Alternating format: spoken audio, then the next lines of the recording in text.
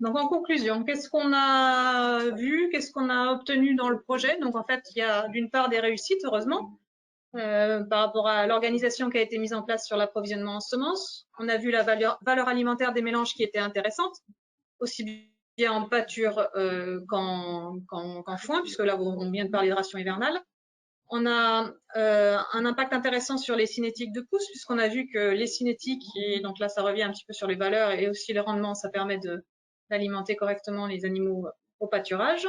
Et on a aussi réussi à pérenniser les parcelles, les prairies sur de la longue durée. Alors, il reste des questionnements, vous l'avez vu, en termes d'implantation, c'est-à-dire que l'itinéraire technique d'implantation, il reste encore problématique chez beaucoup, et on a vu à quel point c'était important par rapport à la réussite de ces prairies-là. Donc, il reste ça à travailler. Il y a aussi à travailler les espèces qui posent problème. Donc, Vladimir vous les a détaillées tout à l'heure. Donc, ça, c'est aussi des sujets qu'il nous faut encore travailler. Et puis, de manière générale, la conduite de la PFV, donc tout ce qu'on peut faire pour la faire durer et le faire conserver sa qualité le plus longtemps possible. Quelle suite pour le projet? Donc, je vous ai dit que ce projet Caliprat, il arrive à la fin de l'année, là en 2020, il s'arrête. Du coup, à la demande des agriculteurs dans Tarnais, il y a une demande de GI2E qui a été redéposée ce printemps et donc qui est en cours de validation. Là, on a encore pas, on a la réponse il y a une partie qui a été validée, le reste est encore en attente. Mais voilà, il y a 23 exploitations qui se sont manifestées et qui ont été d'accord pour repartir ou partir, puisqu'il y a 2 nouvelles exploitations dans ce collectif-là. Donc, ce sera Caliprat Plus. Et en gros, voilà, vous avez ici les différentes ce qui sera abordé un petit peu, les différentes problématiques qui seront abordées dans ce projet-là. Ce projet-là, il est parti pour durer encore 6 ans. Donc, il y a l'optimisation de la composition des mélanges. Donc, on continue à travailler, c'est ce que je vous ai dit dans la conclusion, sur les mélanges qui sont mis en place. On va travailler sur la conduite technique avec la gestion du pâturage.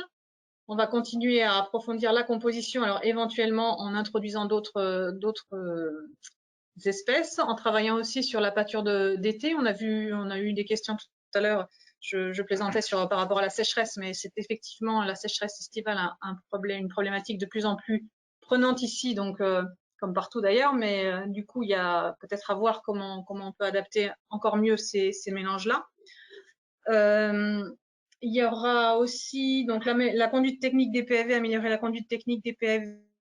Donc là, on va essayer de parler rechargement de prairies ou réimplantation de prairies. Donc puisque là, on arrive au bout des 5 ans, il y en a qui commencent à vouloir les retourner ou vouloir les réimplanter ou les sursemer. Donc on va travailler là-dessus pour voir comment faire pour ou les régénérer ou les faire durer plus longtemps.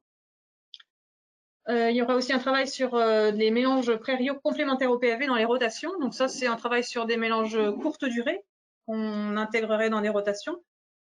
Par exemple, pour parvenir à implanter à la bonne période, donc un mélange qui serait implanté derrière une céréale et qui durerait jusqu'au printemps avant l'implantation d'une PAV. Donc là, il y a aussi du travail à faire sur des compositions les plus adaptées sur le secteur.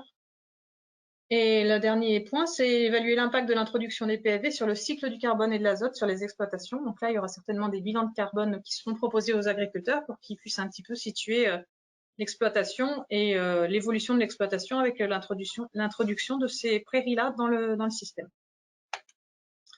La suite de la journée, puisqu'il y a une suite, on vous invite fortement à venir nous rejoindre donc au GAEC du Rodier, qui se situe à Rueroux. Donc, vous voyez ici, c'est à peu près à 1 heure de Castres, donc vous avez encore le temps d'y aller si vous êtes pas trop loin. Et donc là, ce matin, on a parlé de tout ce qui était résultats techniques. Cet après-midi, on parlera des impacts du projet sur les exploitations. Donc, il y aura des témoignages d'agriculteurs que vous pourrez interroger, vous aussi, voir un petit peu ce que ça a donné chez eux, quels sont leurs retours, un petit peu ce qu'on a vu là épisodiquement dans les témoignages, mais là, vous le verrez plus concrètement.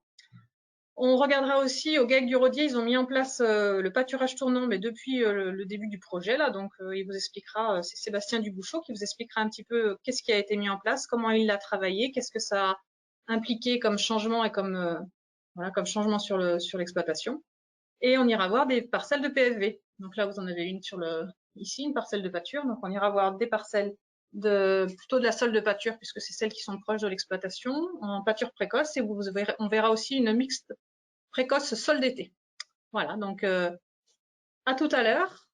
Et pour ceux qui seront pas là, ben, je vous dis en tout cas au revoir à une prochaine fois, et puis merci à tous pour votre participation.